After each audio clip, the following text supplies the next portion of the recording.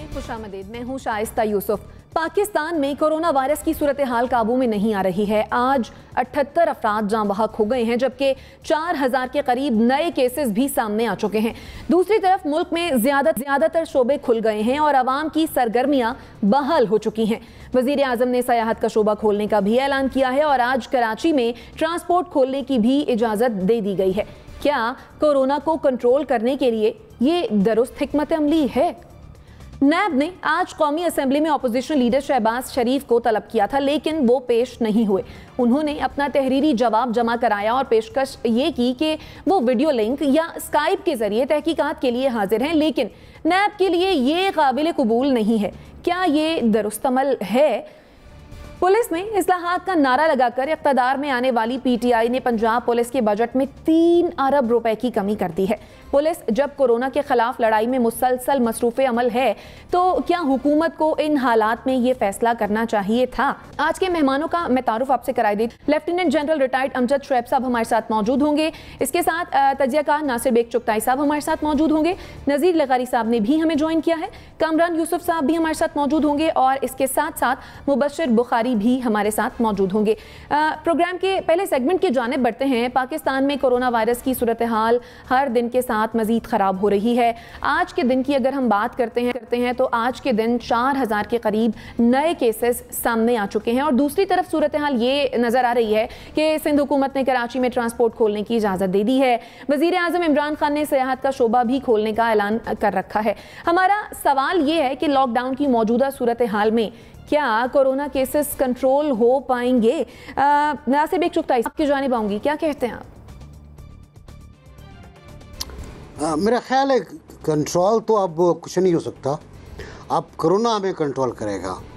Corona के पास सारे इख्तियारात हैं, तमाम कवानीन हैं, तमाम समाजी कवानीन हैं, तमाम मेडिकल के लॉज हैं उसके पास कि वो हमें कंट्रोल करे, हमें तबाह करे, हमें बर्बाद करे, हमें हलाक करे, हमें बीमार करे, हमारे अस्पतालों को भर दे, हमारे अस्पतालों के जो बेड्स हैं वो ऑक्यूपाई कर ले, हमारे डॉक्टर्स को मार दे, हमारी नर्सों को मार दे। ये सब कोरोना के पास है, क्योंकि हमने मईशत को तरजीह दी है इंसानी जान के ऊपर। जबकि मैं बार बार कहता रहा हूँ कि आप शरीयत से आ जाएं और शरीयत के बाद आप आ जाएं मिड पीरियड में, उसके बाद आ जाइए आप 1910 में और उसके बाद आ जाइए अदर वबाओं में। इंसानी जान की कीमत बहुत ज़्यादा रही है, बहुत ज़्यादा रही है। हुजूर करीम सल्लल्लाहु अलैहि वसल्लम की कम से कम 3 अहादीस हैं जो इंसानी जान की वक़्त की बात करती हैं। उनमें कहीं नहीं लिखा कि बाज़ार खोलो, उनमें कहीं नहीं लिखा कि आप ट्रांसपोर्ट खोलो, उनमें कहीं नहीं लिखा कि आप ऊँट पर बैठ के बाहर चले जाओ। लेकिन अब सब कुछ खुल गया। अब हमने रियासत मदीना में रहते हुए हुजूर सल्लल्लाहु अलैहि वसल्लम की तालीमात के मुनाफी काम करते हुए सब कुछ खोल दिया। जो बंद करना था वो भी खोल दिया और जो बचा है वो भी लुटा देंगे हम। तो ज़ाहिर है कोरोना के कंट्रोल तो हमसे नहीं हो पाएगा, कोरोना ही हमें कंट्रोल करेगा।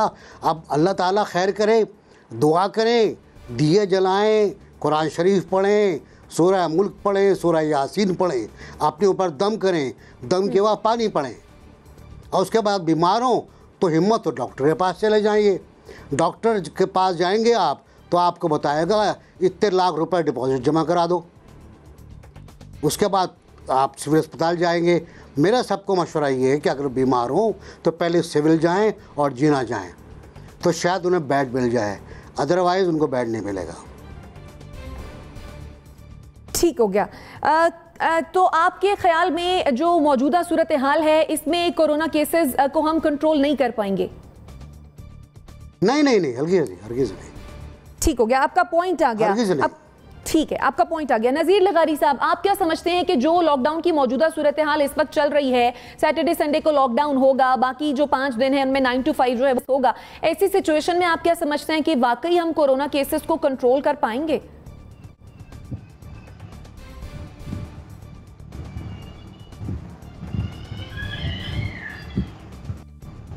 नज़ीर लगारी साहब। नज़ीर लिगारी साहब, आप समझते हैं कि ऐसी सूरत हाल में हम कोरोना केसेस को कंट्रोल कर पाएंगे? ठीक है, नज़ीर लिगारी साहब से गालिबन उनको हमारी आवाज़ नहीं पहुंच पा रही है। कामरान यूसुफ साहब, आप इस पर क्या कमेंट करेंगे? मेरे ख्याल में नासिर बेग चुगताई साहब ने बड़े मुफस्सल तरीके से बयान कर दिया है कि कोरोना तो आउट ऑफ कंट्रोल ऑलरेडी हो चुका है, क्योंकि अगर आप आदादो शुमार देखें गुज़श्ता चंद हफ्तों के तो उससे अंदाज़ा होता है। मसलन 1 मई को पाकिस्तान में तादाद थी केसेस की 19,000, आज ये जो तादाद है वो बढ़कर 76,000 तक पहुंच चुकी है और अब बहुत तेजी से इसमें इजाफा हो रहा है। तो ये कहना कि क्या कोरोना की सूरत हाल पर हम काबू पा लेंगे या कंट्रोल होगा, मेरे ख्याल में इसमें तो कोई दो राय नहीं, बिल्कुल नहीं होगा। और मेरे ख्याल में हुकूमत पाकिस्तान ने, वफाकी हुकूमत ने ये एक कंसिडर्ड फैसला किया है। उन्होंने ज़ाहिर कॉस्ट बेनिफिट एनालिसिस किया होगा कि अगर हम मईशत को बंद करते हैं तो हमें कितना नुकसान होता है, अगर हम लॉकडाउन खोलते हैं तो कोरोना वायरस की वजह से हमें कितना होगा। तो बिलाखिर उन्होंने ये फैसला किया कि मईशत को खोल देना बेहतर है। जो वज़ीर-ए-आज़म इमरान खान साहब ने खुद ही कहा कि कोरोना वायरस तो ये फैलेगा, इसको कोई रोक नहीं सकता, इसके साथ हमने रहना है और अमवात भी होंगी। तो सवाल सिर्फ इतना है कि बाकी मुल्कों में जिस तरह हमने देखा, इटली में, यूके में, कि वहां पर एक पीक आ चुकी है, जो पहली वेव आई, कि वो अपनी पीक अचीव कर चुके हैं कि किस हद तक केसेस बढ़े हैं। पाकिस्तान में अब ये देखने वाली बात है कि हमारी पीक किस हद तक जाती है। क्या ये तादाद लाखों में रहती है? क्या जो अमवात की शरह है, बज़ाहिर जो डॉक्यूमेंटेड डेथ्स हैं, वो अगर हम कंपैरिजन करें खास करके मगरबी ममालिक के साथ, तो बड़ा कम नजर आ रहा है। लेकिन शायद उसके अंदर भी एक चीज है कि अनरिपोर्टेड डेथ्स भी हो सकती हैं, क्योंकि अब ये मत भूलें कि बहुत से लोगों से मेरी भी बात हुई, एक खदशा भी है लोगों को कि अगर आपके अंदर शायद सिम्टम्स हैं, आपको खदशा है कि आपको कोरोना वायरस है, तो लोग खुद से भी रिपोर्ट नहीं करते। लोगों का ये ख्याल है, ये वहम है कि अगर आपने बताया कि आपको कोरोना है तो शायद हॉस्पिटल से आप जिंदा वापस नहीं आएंगे। तो ये अलग किस्म के मसाइल हैं। लाहौर का हमने देखा कि जो एक रिपोर्ट हमारे सामने आई थी। तो मेरे ख्याल में अब बिल्कुल नासिर बेग चुगताई साहब ने जो कहा कि जो कुछ करना है वो कोरोना ने करना है, तो बस अल्लाह से दुआ करें कि जो इसकी शिद्दत है वो उस तरह से ना हो जो बाकी मगरबी ममालिक में है। बाकी अल्लाह पे आसरा है हमारा। ठीक, यानी सिचुएशन अब हमारे कंट्रोल में नहीं है बल्कि ये कोरोना के कंट्रोल में है, ऐसा ही है? जी एग्जैक्टली, बिल्कुल, नो डाउट अबाउट इट। ठीक है, नज़ीर लिगारी साहब। जी, मामला तो हमारे कंट्रोल से निकल चुके हैं और जिस तरह से इसको इजी लिया गया, जिस तरह से ओनरशिप नहीं दी गई, जिस तरह से वफाक ने लाताल्की रखी है कि जनाब हम क्या करें, अगर कोरोना की वजह से हम लॉकडाउन करते हैं तो फिर लोग भूखे मर जाते हैं। ऐसी सूरत हाल नहीं। अगर शुरू में 3-4 हफ्तों के लिए अगर एक सख्त किस्म का लॉकडाउन होता और इस तरह से चीज़ों को न फैलने दिया था तो सूरत हाल मुख्तलिफ होती है। हमने वो नहीं किया। देखिए, बाकी ममालिक ने किया, नुकसान भी बहुत उठाया, लेकिन उन्होंने उसके नतायज भी हासिल किए। हमने नतायज हासिल किए बगैर लॉकडाउन को किया और हम सब मिल गए। यानी अदलिया की तरफ से आर्डर आया कि जनाब 24 घंटे के लिए खोलो मॉल्स को, और एग्जीक्यूटिव जो था वो मानने को तैयार नहीं था। और उसके बारे में, पार्लियामेंट के बारे में इस हद तक जो है वो लापरवाही की कि ना तो प्राइम मिनिस्टर आए और ना लीडर ऑफ अपोजिशन आए। तो हमारे इदारों ने मिलजुल कर ये तय किया कि जनाब अच्छा, कोरोना की वबा के हाथ लोग मरते हैं तो मरने दें, लेकिन ऐसा ना हो कि लोग जो हैं वो रिटेलिएट करें।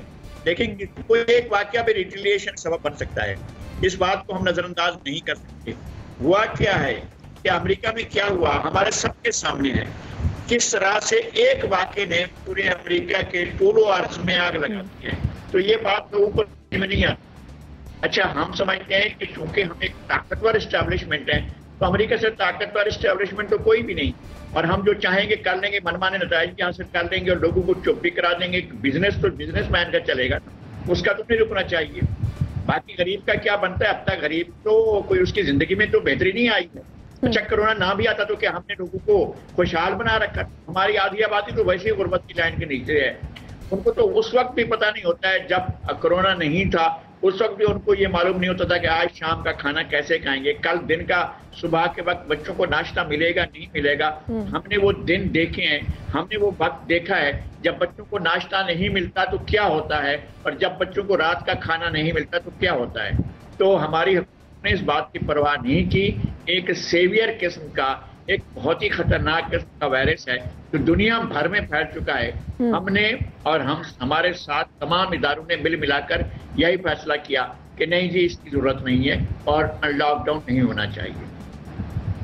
ठीक हो गया, हमने ये फैसला किया, लेकिन उसके बाद अब सिचुएशन ये है कि आपका कहना भी यही है कि कोरोना केसेस अब कंट्रोल किया जाना जो है वो खासा मुश्किल नज़र आ रहा है। जनरल साहब, आप क्या समझते हैं लॉकडाउन की जो इस वक्त मौजूदा सूरत हाल है, ऐसे में क्या कोरोना केसेस को कंट्रोल किया जा सकेगा? इतना आसान होगा इसे कंट्रोल करना? बिस्मिल्लाहिर्रहमानिर्रहीम। देखिए, मेरा ख्याल है कि अब लॉकडाउन पे बहस खत्म कर देनी चाहिए, क्योंकि लॉकडाउन का वक्त तो गुजर चुका। जैसे लगारी साहब भी कह रहे थे, अगर लॉकडाउन करना था तो वो बड़ा सख्त किस्म का लॉकडाउन शुरू 3 हफ्तों में, जबकि फैला नहीं था और फैलने की आसार थे, नजर आ रहा था कि ये वायरस फैलेगा, लेकिन उस वक्त तो लॉकडाउन नहीं किया, फिर वो फैल गया। अब चीज ये है कि इसका इलाज नहीं, कोई नहीं, हॉस्पिटल में हमारे पास इंफ्रास्ट्रक्चर बड़ा महदूद है, तो क्या लोगों को खुद अपनी जान की कोई फिक्र और परवाह नहीं है? हमारा मसला बहुत बड़ा ये है कि लोग डिनाइल में हैं। जिससे बात करते हैं वो आगे से कहता है जी हमने तो वायरस देखा नहीं कहीं, हमने तो कोई ऐसा बंदा नहीं देखा जो वायरस से मर गया हो, ये पता नहीं क्या, ये शायद इन्होंने WHO से पैसे लेने हैं, इस वजह से ये बातचीत चल रही है। पूरी दुनिया मुसीबत में है, लेकिन यहाँ लोग डिनाइल में बैठे हुए हैं। अब अगर आप चैलेंज करना शुरू कर दें बीमारी को और आप कहें जी मुझे तो कोई यकीन नहीं कि ये बीमारी है, और आपको यकीन उस वक्त आए जब आप खुद मरीज बन के चारपाई पे पड़े हों, किसी बेड में हॉस्पिटल में हो, तो उसका फायदा क्या? मेरा अपना ख्याल है कि जो अभी एहतियाती तदाबीर जो हमने जितनी भी बताई हैं, ये इसके लिए 2-3 आपके पास एक आपने टाइगर फोर्स क्रिएट की थी, उसको इस्तेमाल करें, लोगों में अवेयरनेस क्रिएट करें, लोगों को ये इक्विपमेंट वगैरह बांटें और कोशिश करें 2-3 दिन में, 4 दिन में कि कुछ इंप्रूव करे चीज। अगर वो नहीं करती तो फिर उसके बाद सख्ती है कि आप 144 सेक्शन 144 के तहत लोगों से इंप्लीमेंटेशन करवाएं, इज्तिमात को रोकें, उसके अलावा आप फाइन करें लोगों को जो लोग नहीं मास्क वगैरह इस्तेमाल करते या एहतियाती तदाबीर नहीं करते। आपने अगर मैरिज हॉल खोल दिए हैं, शॉपिंग मॉल्स खोल दिए हैं, तो उन पर रेड करें, जाके देखें कि क्या जो एहतियाती तदाबीर हैं वो इंप्लीमेंट की जा रही है या नहीं की जा रही। बात यह है कि ये कोरोना तो पता नहीं कब तक चलना है, लेकिन आप इन पाकिस्तानियों को या किसी भी आबादी को घरों में लंबे वक्त के लिए बंद नहीं कर सकते। जब फैला नहीं था तो 3 हफ्ते लोग गुजारा कर जाते, और शुरू में शायद लोगों के पास जो डेली वेजेस हैं उनके पास भी शायद इतने वसाइल घर में होते कि वो 2-3 हफ्ते शुरू के निकाल जाते। अब तो उसके बाद से डेली वेजर आज भी रो रहा है, उसका मसला बना हुआ है। कौन सी जिंदगी नॉर्मल हो गई है? वो तो नहीं है। बड़ा थोड़ा बहुत किसी को अगर कोई रिलीफ मिला है तो मिला है, और उससे आप कम से कम गवर्नमेंट ये कह सकती है कि जनाब हमने तो खोल दिया, अब आप भाग दौड़ करें, अपने लिए काम ढूंढें। लेकिन एहतियाती तदाबीर तो सबको करनी है, आप बंद रखें तब भी, अब बाहर निकले तब भी। तो ये इम्प्लीमेंटेशन का सबसे बड़ा मसला है कि हम इम्प्लीमेंटेशन ना करा सके, ना करने की कोई हमें ख्वाहिश नजर आती है, जिससे यूं लगता है कि हमने लोगों को उनके हाल पे छोड़ दिया है। तो लोग तो वैसे ही डिनाइल में हैं। तो मेरा ख्याल है कि वो टाइगर फोर्स यूज करें, पुलिस यूज करें, रेंजर यूज करें, सबको यूज करें, लेकिन सख्ती करें। अभी 2-4 दिन अवेयरनेस क्रिएट करके उसके बाद सख्ती करें और इम्प्लीमेंटेशन की तरफ जाएं। लोग एहतियात करेंगे, इम्प्लीमेंटेशन होगी प्रिवेंटिव मेजर्स की, तो वबा किसी हद तक कंट्रोल करने में आपको मदद मिलेगी, वरना बड़ा मुश्किल है, क्योंकि लोग सीरियसली ले नहीं रहे सारे इशू। ठीक है, यानी कि अगर स्ट्रिक्टली फॉलो कराया जाए इन तमाम SOPs को तो ये मुमकिन है कि हम कोरोना केसेस को कंट्रोल कर पाएंगे। मुबश्शिर बुखारी साहब, आपका इस पर क्या पॉइंट ऑफ व्यू है? शाइस्ता, आपका जो सवाल है इस पे मुझे मुनीर नियाज़ी साहब का शेर याद आ गया। वो कुछ यूँ है कि किसी को अपने अमल का हिसाब क्या देते, सवाल सारे गलत थे, जवाब क्या देते। आपका ये सारी सूरत हाल में सवाल ये होना चाहिए था कि जितनी गैर संजीदगी हमारे हुकूमती हलकों ने और हम आवाम ने खसूसी तौर पे दिखाई है, उसके बाद कोरोना कितनी तबाही मचाएगा। सवाल तो ये होना चाहिए था, क्योंकि ये कंट्रोल करना ना करना ये तो हम पिछले मेरा हाल है 25 प्रोग्रामों में हम डिस्कस कर चुके हैं, और जनरल साहब समेत नासिर भाई समेत सब दोस्तों का यही ख्याल है कि बड़ी मुश्किल है इसे कंट्रोल करना। तो ये बात तो तय है कि मुश्किल है। अब आपको मैं सवाल के जवाब में सुनाता हूँ कि 15 मई को पंजाब गवर्नमेंट में को एक समरी लिखी गई एक्सपर्ट्स की जानिब से, जिसमें वाज़े तौर पर यह बताया गया कि जनाब अली पंजाब की जो आबादी है 5.8% के हिसाब से इन्फेक्टेड हो चुकी है। उनकी अपनी कैलकुलेशन थी एक्सपर्ट्स की, जिसका मतलब है कि अगर लाहौर की आबादी अगर आप 1 करोड़ 20 लाख लेते हैं तो ये तकरीबन 6.5-7 लाख के करीब लोग ऑलरेडी 15 मई तक इन्फेक्टेड थे उन एक्सपर्ट्स के मुताबिक। और उन्होंने उस वक्त रिकमेंड किया 15 मई को कि 4 हफ्तों का एक स्ट्रिक्ट किस्म का लॉकडाउन जो है वो इम्प्लीमेंट किया जाए, एनफोर्स किया जाए।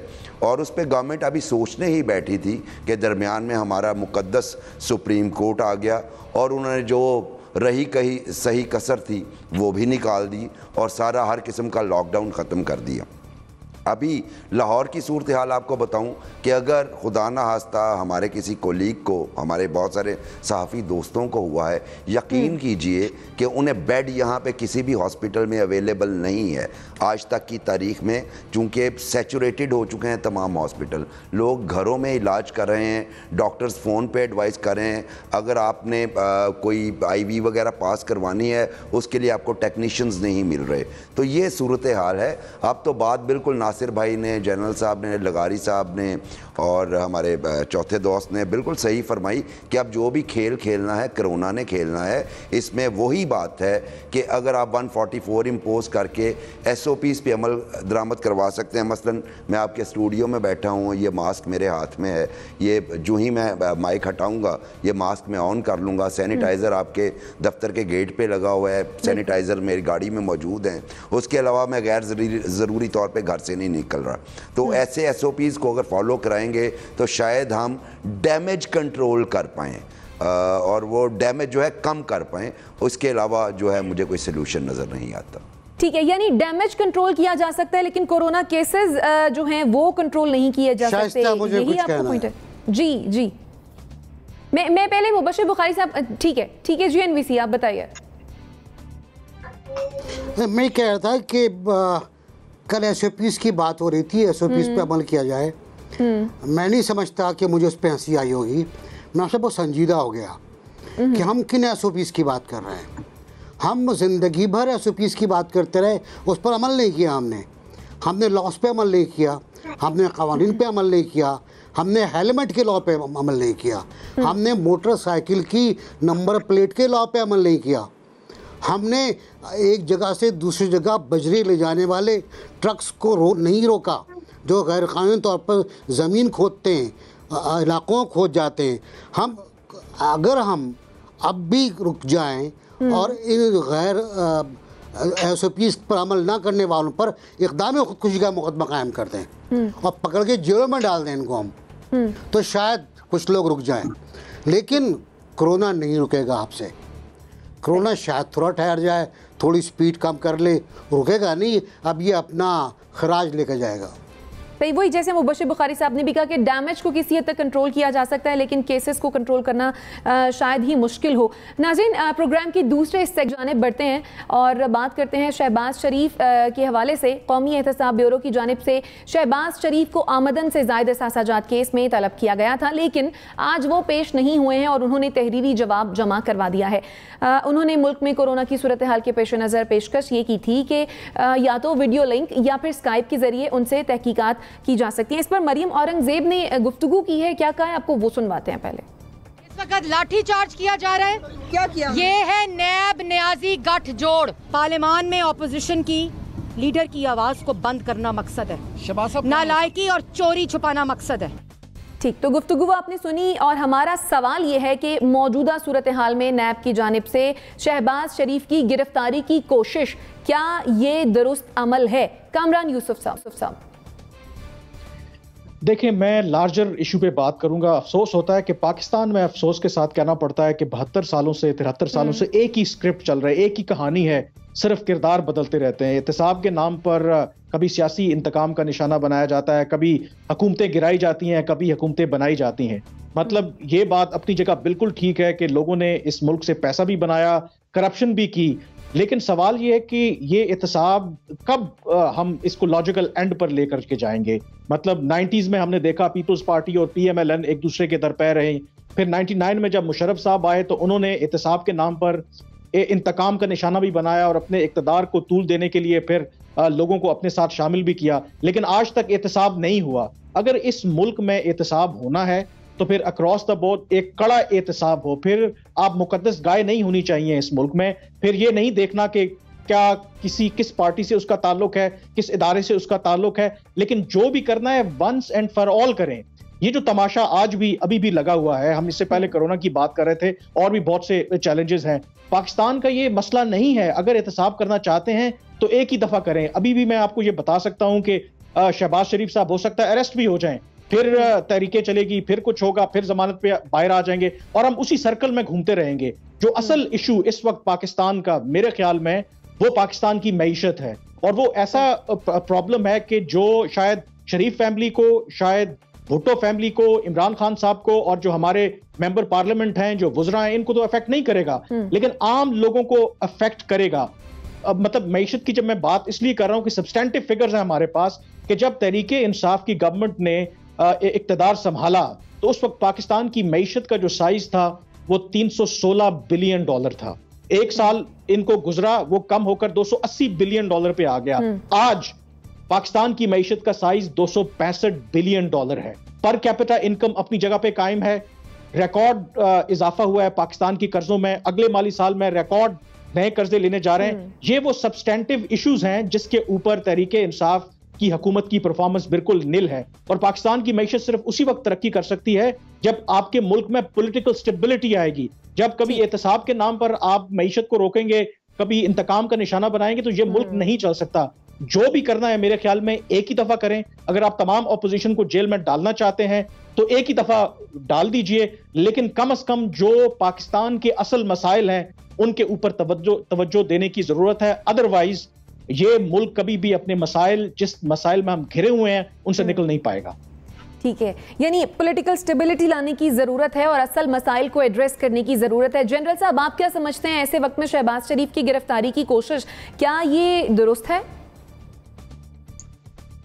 देखिए, बात यह है कि अगर तो एहतसाब हो रहा है तो फिर तो गिरफ्तारी में कोई मसला नहीं, गिरफ्तारी करें। लेकिन अगर गिरफ्तारी के बगैर जैसे नवाज शरीफ साहब का सारा प्रोसेस चला था वो भी किया जा सकता था। मसला ये है, जैसे कामरान कह रहे थे कि हमारी पॉलिटिकल यूनिटी होनी चाहिए, डिसयूनिटी की वजह से मसले हैं, वो बिल्कुल हैं, लेकिन दुनिया के काम रुकते नहीं हैं। आपने सारे काम करने होते हैं। ये नहीं करना होता है कि चूंकि मुझे पॉलिटिकल यूनिटी चाहिए लिहाजा मैं चोर को छुट्टी दे दूं। आप उसको ये तो काम नहीं कर सकते, चोर को भी सजा देनी है और साथ आपने पॉलिटिकल यूनिटी भी क्रिएट करनी है। फिर अगर इकोनॉमी खराब है तो इकोनॉमी आज कोरोना की वजह से तो पूरी दुनिया की बैठी हुई है, उसका तो कोई हल अभी फौरी तौर पे ये नहीं नजर आ रहा कि कोरोना आपको किस तरफ लेके जाता है, किस नहज पे आप पहुंचते हैं कि इकोनॉमी को ठीक करने का कोई सोचा भी जा सके। पूरी दुनिया में हशर हो चुका है इकोनॉमी का, तो वो हालात भी कुदरत ने कुछ ऐसे कर दिए हैं कि मुश्किलात बहुत ज्यादा है।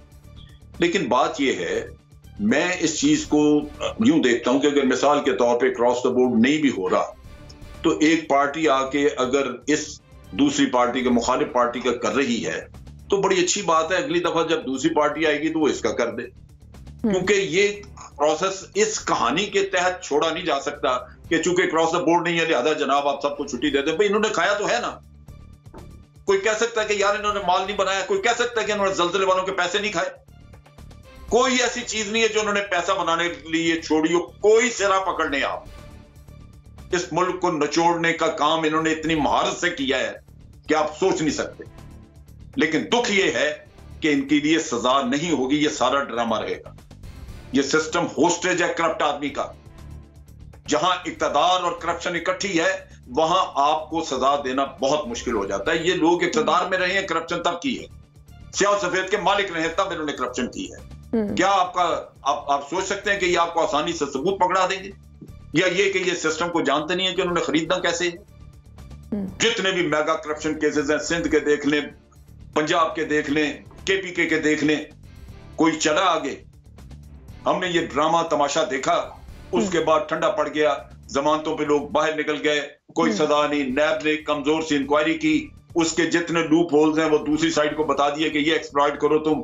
और फिर उसके बाद जैसे जरदारी साहब के केस हुए थे, फोटो कॉपियां लगा के दे दी, एक रेफरेंस फोटो कॉपी, महीने बाद दूसरा रेफरेंस, फिर फोटो कॉपी, और अदालत ने उठा के केस बाहर मारा। उन्होंने कहा ये फोटो कॉपी हमें नहीं चाहिए, केस खत्म। और आज जरदारी साहब आपको दंदना के कहेंगे कि जी क्या हमें तो अदालतों ने छोड़ा। तो आज रिवाज यही है, ना एनआरओ ना कोई और अदालतों से छूटे हैं। आप अपने इतने करप्शन का माल जो बनाया वो इस्तेमाल करें, सबूत गायब करें, गवाह गायब करें, ये मुल्क लुटता रहेगा। तो इसलिए इस ड्रामे को छोड़ देना चाहिए। ये पकड़ धकड़ तब आपके काम आती अगर आपने कुछ किया होता। आज ये सिस्टम नाकाम है, ये हुकूमत नाकाम है। जिसने कहा था कि हम इनको जेलों में डालेंगे, जिसने कहा था कि इनसे पैसा वापस लाएंगे, ना एक दमड़ी वापस आई, ना जेलों में गए, सारे बाहर फिर रहे हैं। जज आपको अरशद मलिक जैसे मिल रहे हैं, बहुत सारे जजों की वो कहते हैं जनाब हमारे पास और भी वीडियोस हैं। तो आपको तवक्को किससे रखी हुई है? आपने मुतमईन होकर बैठे और इनको भी छोड़े, बजाय इसके जो लुट रहे हैं वो लुटने दें। और अगर कभी इनकलाब आया कोई ऐसा मुल्क में तो जिसने आके एक पूरा हल फेर दिया सबके ऊपर, तो वो शायद आपको हल मिल जाए कि लोग तंग आके उठ खड़े हों। वरना ये सारा बाकी खेल तमाशा है, इससे कुछ ना आपको मिलेगा ना मिला है। ये एक बिल्कुल बेकार किस्म की एक्सरसाइज है जो चल। ठीक है, यानी आपके ख्याल में पकड़ धक्कर से महज काम नहीं चलेगा, बात तब बनेगी जब इनको सजाएं भी दी जाएंगी। नासिर बेग चुगताई साहब, आप किस तरह से देख रहे हैं शहबाज शरीफ की गिरफ्तारी की कोशिश को? मैं जनरल साहब का आखिरी जुमला से शुरू करूंगा।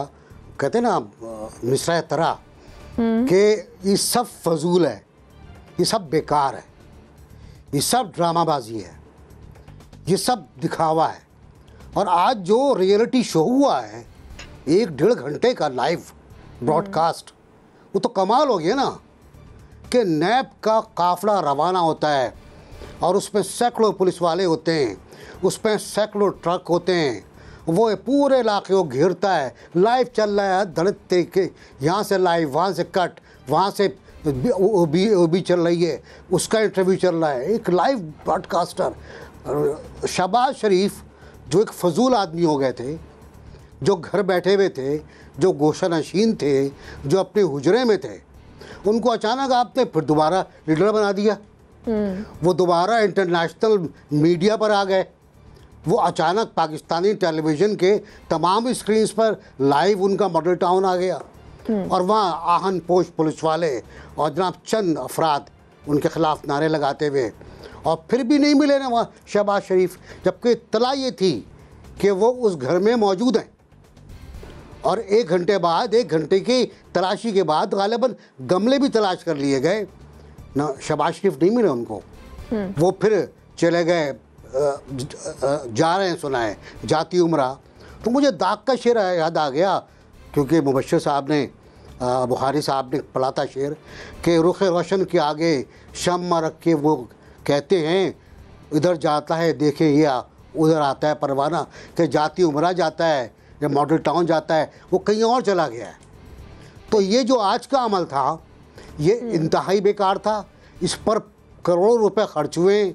और मैं तो ये मुतालबा करता हूँ अब कि तमाम एहतसाब वालों की प्रेस कॉन्फ्रेंस और उसका जवाब देने वालों की प्रेस कॉन्फ्रेंस पेड कंटेंट के तौर पे लगाए जाएं। अब उन सबसे पैसे वसूल किए जाएं। ये सब झूठ बोल रहे हैं, ये करप्ट लोग हों या करप्शन का ट्रायल करने वाले लोग हों, ये सब झूठ बोल रहे हैं। इनके पास कुछ नहीं है, इनके पास कोई सबूत नहीं है। ये अदालतों में जाते हैं, जनरल साहब कहते हैं करोड़ों रुपए वाला वकील आता है उनका, तो आप भी कर लो भाई। इसाक डार की तलाश में आपने कितने करोड़ रुपए खर्च कर दिए, आपने कितने करोड़ रुपए खर्च कर दिए शहबाज शरीफ के लिए डॉक्यूमेंट्स की तलाश के अंदर, आपने कितने कमीशन दिए लोगों को, आपने कितने लोगों को हायर किया।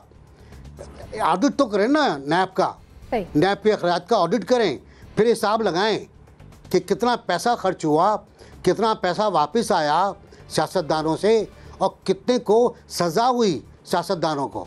बिल्कुल सही कहते हैं जनरल साहब कि फोटो कॉपियाँ आती हैं, तो फिर रास्ता रोकें इसका भी। अगर नहीं रोक सकते तो घर बैठे आराम से, ये ड्रामे में टीवी पे ना दिखाएं। 1 घंटे का लाइव कहते हैं ना रियलिटी शो हमको ना दिखाएं। बहुत देखा हुआ है हमने ये, हमने बहुत ड्रामे देखे हुए हैं। हमने ज़िया-उल हक से लेकर आज तक के ड्रामे देखे हुए हैं जो किसी के काम नहीं आए। सारी सज़ाएँ अलकत हुई, सारी सज़ाएँ साक़ित हुई। आज तक कोई कुछ साबित नहीं कर सका। आप क्या साबित करोगे भाई? आपके पास है क्या? सही। नज़ीर लगारी साहब, आप किस तरह से देख रहे हैं शहबाज शरीफ की गिरफ्तारी की कोशिश को? एक तो ये कौन से हालात हैं जब आप इस तरह करने जा रहे हैं। कौम जो है एक तरफ कोरोना में फंसी हुई है, एक तरफ ये आपके नैब के ड्रामे ख़त्म नहीं होते हैं। और नैब का ड्रामा आज से नहीं है, मैं बिल्कुल ठीक कह रहे हैं नासिर बेग चुगताई साहब। ये क्या हुआ, ये 1948 से शुरू हो गया है और आपने बानियाने पाकिस्तान को लाकर खड़ा कर दिया था कटहरे में, और अभी पाकिस्तान में अमल शुरू नहीं हुआ था, पाकिस्तान चलना भी शुरू नहीं हुआ था। तो मालूम हुआ कि जनाब बानियाने पाकिस्तान के जो कायदे आज़म के दाएं और करप्ट थे और उनको करप्ट करार दे दिया गया था। यानी मौलवी A.K. फजलुल्लाह गद्दार थे जिन्होंने करारदाद लाहौर पेश की थी, जिसकी हम हर साल जश्न मनाते हैं, हमारी परेड होती है, हमारी सलामियाँ होती हैं, हमारा पता नहीं क्या क्या होता है। जिस शख्स ने करारदाद पढ़ी थी उस शख्स को हमने कहा कि तुम खाइन हो, डाकू हो, चोर हो, गद्दार हो। हमने उसको गद्दार कहा और हम इस तरह से चलते हुए लोगों को कभी भी एहतसाब के अमल से नहीं गुजारा है। कोई भी शख्स, जिन लोगों का एहतसाब होना चाहिए, जस्टिस मुनीर को कब्र से निकाल कर उसका एहतसाब होना चाहिए कि तुम कैसे कर सकते थे जो तुमने किया था और तुमने कैसे वैलिडिटी दी थी गवर्नर जनरल की गई असेंबली को चलता कर। और होना चाहिए था जस्टिस अनवारुल हक को, पकड़ लें उनको कि कैसे तुम कह सकते थे कि जनाब आइन का एब्रोगेशन, आइन को बेंच में रखना, आइन को तोड़ देना जो है ये नजरिया जरूरत के तहत ठीक है। कहां से आ गया आपका नजरिया जरूरत? क्या आपके आइन में लिखा होता है कोई आपका नजरिया जरूरत है? इस करप्शन पर कोई सजा नहीं देगा, कोई बात नहीं करेगा। अब आप चले हैं सजा देने के लिए। क्या हुआ? नवाज शरीफ पर कहा था कि आपने एमन फील्ड के जो मकानात बने हुए हैं वो मकानात चोरी के पैसे बने हैं, तो आपने वो मनी ट्रेल जमा कराई। आपने 10 वॉल्यूम का जो दिया था उसका 1 वॉल्यूम आपने कहा था इसको छुपा कर रखो, उसमें भी वो मनी ट्रेल तो नहीं है ना। कहाँ है वो मनी ट्रेल जो हम पूछ रहे थे? और नैब ने कहा, या नैब ने या किसी दूसरे इदारे ने कहा किया?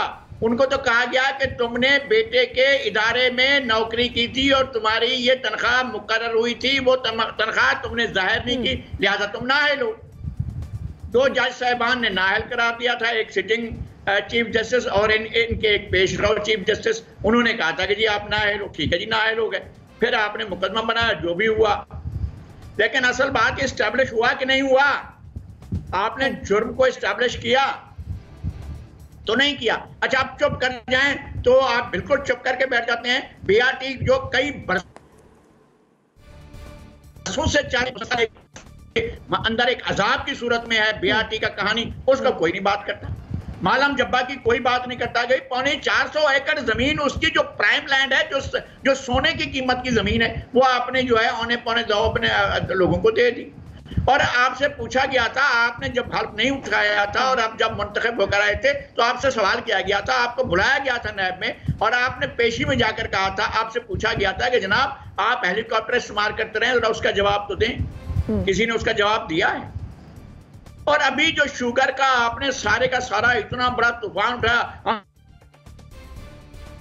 हमने रिपोर्ट बना दी, उससे पहले जो रिपोर्ट आई थी वो क्या हुई? वो तो कहती है कि फलां चोर है, फलां चोर है, फलां चोर है, फलां चोर है, फलां चोर है। आपने 2-3 और नाम ले दिए, ये भी चोर है। भाई किसी चोर के खिलाफ आपने कार्रवाई की जो आपके बगल में बैठे हुए, आपके दाएं और बाएं बैठे हैं, आपके सामने बैठे हुए, आपके बिल्कुल करीब, आपके घर के अंदर, आपके ड्राइंग रूम के अंदर, आपके मीटिंग के अंदर, आपके साथ, आपकी काबीना के अंदर बैठे हुए, उनसे बात की आपने, उनसे पूछा, चले आप गिरफ्तार करें आप शहबाज शरीफ का केस का लगा हुआ है लाहौर हाई कोर्ट में। लाहौर हाई कोर्ट का डिवीजन बेंच इस बात को भी देखेगा, आपकी हानियां जानियां भी देखेगा, नैब किस तरह से हानियां जानियां लगा रहा था जी। और किस तरह। ठीक है, मुबशिर बुखारी साहब आपकी जानिब आएंगे। कहिएगा ऐसी सूरत हाल में शहबाज शरीफ की गिरफ्तारी की कोशिश को आप किस तरह से देख रहे हैं? देखिए शाइस्ता, मेरे लिए तो एक लफ्ज़ एहतसाब कम अज़ कम पाकिस्तान में और दूसरा लफ्ज़ नैब, दोनों ही इंतहाई जो हैं वो कंट्रोवर्शियल वर्ड्स हैं।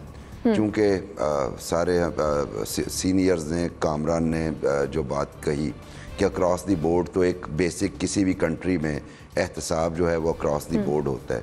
अनफॉर्चुनेटली पाकिस्तान की हिस्ट्री लगारी साहब ने जो बयान फरमाई, नासिर भाई ने जो रोशनी डाली, जनरल साहब ने भी यही तकरीबन बात की, तो मैंने जो देखा वो यही था कि एहतसाब जो है एक टूल है एक पॉलिटिकल विक्टिमाइजेशन का। जो भी है ये एहतसाब जो है एक बंदूक है, वो जो अपने मुखालफीन पे तान लेते हैं या फिर उन लोगों पे तानते हैं जो बात नहीं मानते। और उसके बाद क्या होता है, जब वो बात मान लेते हैं या कंप्रोमाइज़ कर लेते हैं वो लोग जो बात नहीं मान रहे होते, मेरा इशारा ब्यूरोक्रेसी या इस तरह के मामलात की तरफ है, तो उनको क्लीन चिट दे दी जाती है। जबकि अपोजिशन के साथ या जिनको आप टारगेट कर रहे होते हैं, चूँकि अपोजिशन ही मेन टारगेट होती है, उनके साथ आप कॉम्प्रोमाइज़ कर लेते हैं। आसिफ जरदारी साहब के ख़िलाफ़ 23 केसेस हुए, 23 में उनका एक्विटल हुआ, जैसे जनरल साहब ने फरमाया कि फ़ोटो कॉपीज़ पेश हुई। उसमें बहुत सारे केसेस जनरल मुशर्रफ साहब के दौर में हुए। जनरल मुशर्रफ साहब के दौर में भी हमें सेम होप थी, क्योंकि वो बड़े मजबूत इरादे से आए थे, एहतसाब का नारा बुलंद किया, फिर ये कि एक जनरल साहब को उन्होंने नैब का चेयरमैन भी लगा दिया। हमने सोचा कि अब शायद कुछ बेहतरीन चीज़ हो, लेकिन हमने अगेन देखा कि बंदे तो उन्होंने ज़रूर पकड़े, उन पे चार्जेस भी हुए, लेकिन at the end of the day वो तमाम बंदे जो रिहा हो के क्लीन चिट उन्हें दी गई, इलेक्शन लड़े 2002 का, और उसके बाद जितने लोग उनमें से जीते उन सब ने वो किंग्स पार्टी जो कि काफली कहलाती थी उसको ज्वाइन कर लिया। तो उस वक्त एहतसाब का मकसद ये था।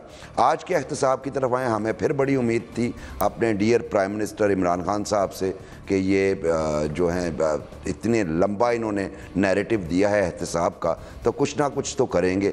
आते साथ ही उन्होंने जिस तरीके से वो किया, इनकलाबी कदम उठाए और अपना एक एडवाइज़र मुकर्रर कर दिया जो तकारीर करते हैं, फरमाते हैं रोज़ आके। उसके बाद देखा गया बहुत सारे रेफरेंसेस बने और एट द सेम टाइम कुछ रेफरेंसेस गवर्नमेंट के लोगों के ख़िलाफ़ भी बने, जिनका लगारी साहब तज़किरा फरमा चुके हैं। अब वो देखिए, शहबाज शरीफ साहब को तो आज अरेस्ट किया, अलीम खान केस किधर है, बाबर अवान केस किधर है, और इसी तरह शुगर माफिया का जिक्र किया, वो केसेस किधर हैं। बात सिंपल सी ये है कि ये मेरा ख्याल है कि मुनासिब टाइमिंग नहीं थी। होना वही है जो जनरल साहब जिसकी तरफ इशारा कर चुके हैं कि एंड पे कुछ भी नहीं होना। और चूँकि शहबाज शरीफ साहब ने अपने लेटर में लिखा है कि मैं 69 का हो चुका हूँ। दूसरी बात ये भी उनकी ठीक है कि कुछ नैब अफसरान जो उसी प्रेमिसेस में काम करते हैं उन्हें कोरोना हो चुका है। तीसरी बात उनकी ऑफ़र थी कि मैं आपको जवाब दे चुका हूँ, स्काइप आईडी ये है, इस पर आप मुझसे मज़ीद इन्वेस्टिगेशन कर सकते हैं। तो मेरा ख्याल है कि ये मॉडर्न दौर है और जो पेंडेमिक चल रही है इसमें इतना रिलीफ तो दिया जा सकता था। लेकिन अगेन वही बात विक्टिमाइजेशन वाली, चूँकि एहतसाब का लफ्ज़ ही विक्टिमाइजेशन के साथ जो है मुंसलिक हो चुका है, तो ये विक्टिमाइजेशन ही लगती है और इस वक्त इसकी टाइमिंग ठीक नहीं थी। ठीक है, यानी इस वक्त इसकी टाइमिंग ठीक नहीं थी। नाज़रीन, अगले सेगमेंट की जाने बढ़ेंगे, लेकिन इस ब्रेक आप हमारे साथ रहिए।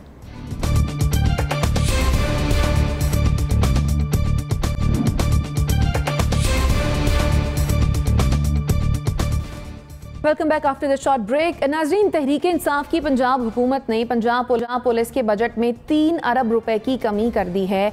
हुकूमत की जानिब से ये पेशरफ्त एक ऐसे वक्त में सामने आई है जब सूबे में कोरोना से 4 अहलकार शहीद हो चुके हैं और 650 मुतासिर हो चुके हैं। हमारा सवाल यह है कि पंजाब पुलिस के बजट में 3 अरब रुपए की कमी, क्या इन हालात में पुलिस काम कर पाएगी? मुबशर बुखारी साहब। जी, यकीनी तौर पे बहुत बड़ा स्टेप लिया है और पुलिस वाले एक्सपेक्ट कर रहे थे कि इन पेंडेमिक सिचुएशन में शायद उन्हें कुछ बेनिफिट्स दिए जाएं, जिसके लिए बजट एलोकेशन बढ़ा दी जाए। लेकिन अनफॉर्चुनेटली ये एक इंतहाई जो है अजीबोगरीब सा डिसीजन लिया है, क्योंकि उसकी वजह यह है कि एक तो गुड लक ये है पेंडेमिक की वजह से क्राइम रेट सूबे में थोड़ा सा कम हुआ है और जिसकी वजह से पुलिस जो है वो थोड़ा सा एट ईज़ है। लेकिन एट द सेम टाइम, जैसे आपने ख़ुद शाइस्ता मेंशन किया कि कोरोना वायरस जो है वो पुलिस वालों में भी फैला है और पुलिस के अपने हॉस्पिटल्स हैं जिनके लिए उन्हें बजट की ज़रूरत पड़ती है। तीसरी बात ये है कि चूँकि आपको फर्दर रिक्रूटमेंट करनी पड़ती हैं और हर साल कुछ ना कुछ बजट में इजाफा ज़रूर होता है और उसके अलावा सैलरीज़ में इजाफा हर साल कोई भी हुकूमत हो वो ज़रूर करती है, चूँकि महंगाई बढ़ रही है, प्राइस हाइक है, इन्फ्लेशन है, वो सारा कुछ चूँकि साथ साथ चल रहा होता है और कहीं ना कहीं जो है वो ज़रूरत पड़ती है कि उन्हें रेज़ दिया जाए। उसके अलावा इक्विपमेंट, सबसे अहम बात, चूँकि पुलिस का इक्विपमेंट रिप्लेस होना होता है, ज़रूरी नहीं हर साल हो, लेकिन कुछ परचेजेज़ नहीं होती हैं, व्हीकल्स की हो गई और इसी तरह वेपन्स की हो गई और वर्दियों की हो गई, उसके लिए भी बजट जो है वो चाहिए होता है। तो मेरा ख्याल है यहाँ पे मिसकैलकुलेट कर गए हैं और जो सूरत हाल चल रही है और जो चैलेंजेस हमें दरपेश हैं उसमें जहाँ पे बजट ज़्यादा होना चाहिए था, ये बात भी ठीक है। हमारी मुईशत जो है इस वक्त क्रंच का शिकार है, हम बजट बढ़ा नहीं सकते। तो अगर बढ़ा नहीं सकते थे तो कम से कम उसे अनचेंज रखते ताकि पुलिस डिपार्टमेंट डीमोरलाइज ना होता। तो मेरा ख्याल है कि इससे डीमोरलाइज होंगे लोग। ठीक है, यानी आपको लगता है कि इससे डीमोरलाइज होंगे। नासिर बेग साहब, पंजाब पुलिस के बजट में 3 अरब रुपए की कमी हो गई, समझते हैं कि पुलिस काम कर पाएगी इन हालात में? पुलिस तो खैर काम करेगी, किसी भी हालात में काम करेगी, लेकिन किस तरह काम करेगी, किस अंदाज में काम करेगी, बड़ा सवाल ये पैदा होता है। क्या वो मोटिवेटेड होगी? बिल्कुल नहीं होगी। उसका मोटिवेशन लेवल कम हो चुका होगा, गिर चुका होगा। अगर उसकी सैलरीज, उसके फ्रिंज बेनिफिट्स, उसका मेडिकल ये मुतासर होता है तो, या उसका भत्ता अलाउंस जो कहते हैं वो मुतासर होता है तो। अच्छा, ये पुलिस वाले कौन हैं? ये पुलिस वाले आपकी सड़कों पे खड़े हुए और धूप में, कड़ी धूप में खड़े होकर आपका तहफ़्फ़ुज़ करते हैं, आपकी ट्रैफिक को बाकायदा बनाते हैं, आपकी गालियाँ खाते हैं, आपसे मार खाते हैं, पिटते हैं और उसके बाद भी मुस्कुराते हुए कहते हैं सॉरी सर, अस्सलाम वालेकुम, आपने गलती की है, आप लाइसेंस दिखाएं अपना आप। फिर ये कौन पुलिस वाले हैं? ये पैंडेमिक के दौरान लोगों को गाइड भी करते हैं, लोगों को बताते हैं कि कौन सा अस्पताल कहाँ पर है, किस रास्ते पर है, और फिर ये भी कि लोगों को घरों से रोकते भी हैं, डबल सवारी भी रोकते हैं, वहाँ फिर गाली खाते हैं, वहाँ फिर पिटते हैं ये, लेकिन डबल सवारी से तो रोकना है तो वो रोकते हैं। तो ये वो पुलिस वाले हैं जो थैंकलेस जॉब है। मेरा ख्याल है कि हमारे जितनी सर्विसेज हैं उनमें पुलिस की जॉब सबसे थैंकलेस है, सबसे ज़्यादा। बदनाम भी बहुत है, करप्ट भी बहुत हैं, रिश्वतखोर भी बहुत है, सब हैं, क्योंकि माशरे का हिस्सा है।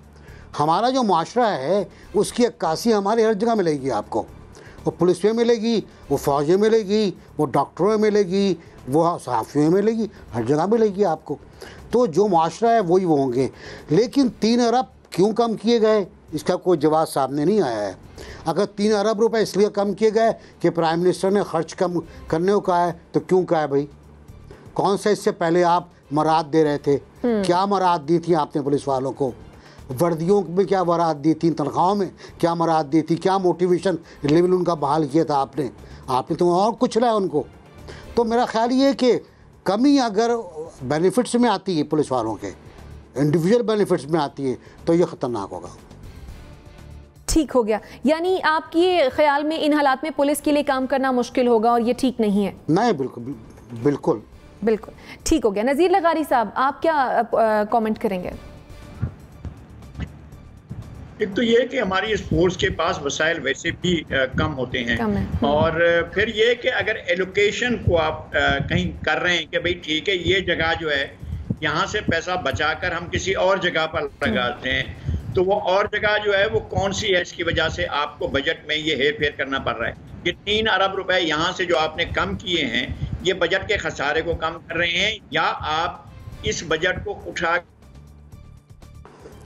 अगर किसी शोबे में जा रहे हैं और शोबे में लेकर जा रहे हैं, तो क्या आप बाकी काम ऐसे हो रहे हैं? मुझे तो नहीं ख्याल है कि पिछले 3 महीने में जो कुछ रहा है मुल्क के अंदर, आपका डेवलपमेंट का बजट जो है वो खर्च हो रहा होगा और उस पर काम हो रहा होगा।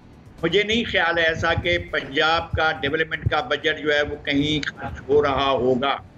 अभी तक लोग जो हैं उसी ज़माने में रह रहे हैं, ख़ास तौर पर राजनपुर में, लिया में, मुजफ्फरगढ़ में, रहीम यार खान में, बक्कर में, मियाँ वाली में, आप सारे का सारा जो ये सराइकी बेल्ट है, इसके अंदर आप जाकर देख, जिंदगी की बुनियादी सहूलतें लोगों को हासिल नहीं है, बच्चों को पीने का पानी नहीं मिलता है, स्कूल्स की हालत खराब है, बहुत सी चीजें हैं। फिर आप अगर इस बजट को कहीं से उठा रहे हैं, इस जगह पर लगाने जा रहे हैं, इस बात का कोई हमें इल्म नहीं है। और दूसरी बात ये कि आपको क्यों पड़ी है कि एक पुलिस के महकमे को, जिसने हर हालत में ड्यूटी करनी है, आप कोरोना हो या कोई और मसला हो, उसने छुट्टी तो नहीं करनी है। और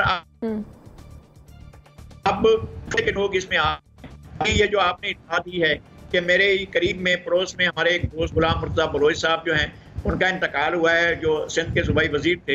ये एक वाक़या इस तरह का भी हो चुका है। तो पंजाब में भी पुलिस में कोरोना के पेशेंट्स आए हैं, सिंध में भी आए हैं, इनकी भी आपको ज़रूरत पड़ेगी।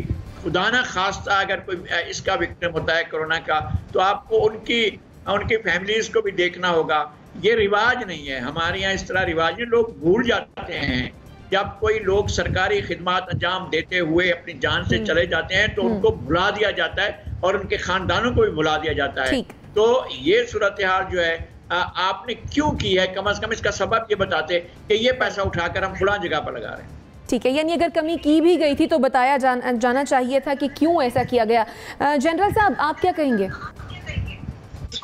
देखिए, ये कमी करना किसी भी लिहाज से मुनासिब नहीं, क्योंकि जो हालात हैं, जिस तरह डॉलर और रुपए की शरह का आप देख लीजिए कि वो किस तरह फर्क पड़ा है, मुल्क में महंगाई कितनी ज्यादा हुई है पहले की निस्बत।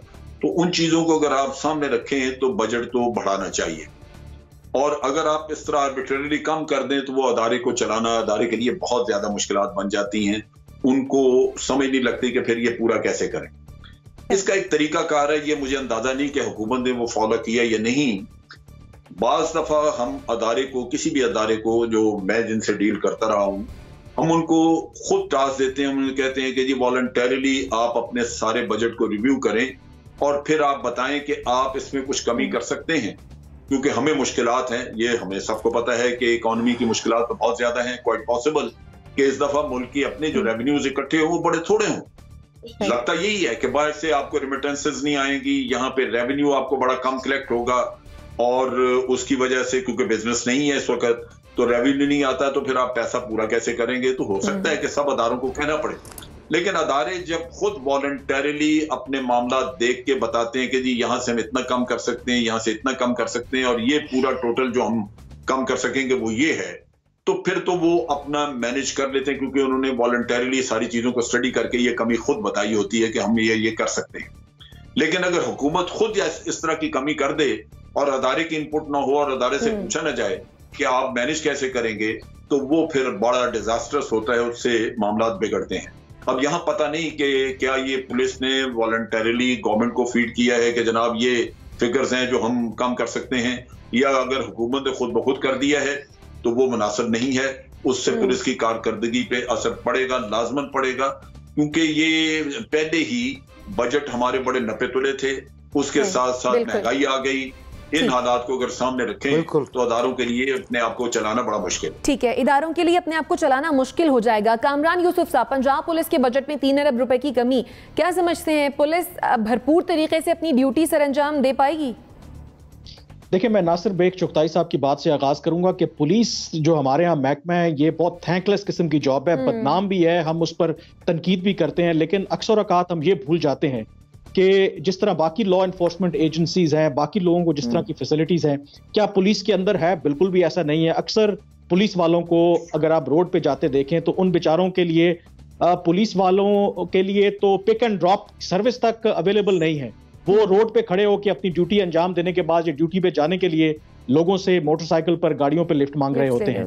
फिर दूसरी तरह ओनरशिप जो है लेना बहुत जरूरी होती है। आप देखें ना कि पाकिस्तान की जो अफवाज हैं वहां पे लोग जाना क्यों पसंद करते हैं, क्योंकि वहां से सिपाही से लेके और ऊपर के रैंक तक के लिए एक वहां की क़यादत जो है, उनका जो इदारा है वो ओनरशिप लेता है। उसकी एक छोटी सी मिसाल, कुछ रोज पहले इस्लामाबाद में 2 पुलिस वाले शहीद हुए एक दहशतगर्दी के वाक़े में, और उसके बाद एक वीडियो वायरल हुई कि किस तरह पुलिस वाले अपने उस कोलीग की लाश को जिस तरीके से उठा के वो डाले में फेंक रहे हैं और जिस तरह से बेहुरमती कर रहे हैं। मतलब उनके पास एक एम्बुलेंस तक नहीं है कि एक उनका एहलकार शहीद हुआ है कि उसको प्रॉपर तरीके से उसकी जो लाश है उसके इज्जत उसको सामने रखते हुए उसको प्रॉपर तरीके से करें। मतलब आप तसव्वुर कर सकते हैं कि अगर खुदा ना खास्ता फौज में इस तरह का कोई सिपाही शहीद हो और उसकी लाश के साथ बेहरुमती हो, क्योंकि फौज में जो खड़ा बॉर्डर पे बंदा एक मुल्क के दिफा के लिए काम कर रहा है, इस तरह पुलिस वाला जो है वो मुल्क के अंदर रह के ये काम कर रहा है। तो वहां पर फर्क ये है कि वहां पर उनकी क़यादत ओनरशिप लेती है, उनके लिए फाइट करती है, लेकिन पुलिस जो है वो बेजारो मददगार है। और ये दूसरा जो फैसला है और ओनरशिप की कमी है। कता कलामी की माफी चाहूंगी, वक्त की कमी के सबब मुझे आपको यहीं पे इंटरप्ट करना पड़ा, आपका ऑप्शन आ गया है। इसी के साथ मुझे को दीजिए इजाजत। अल्लाह ने के बाद।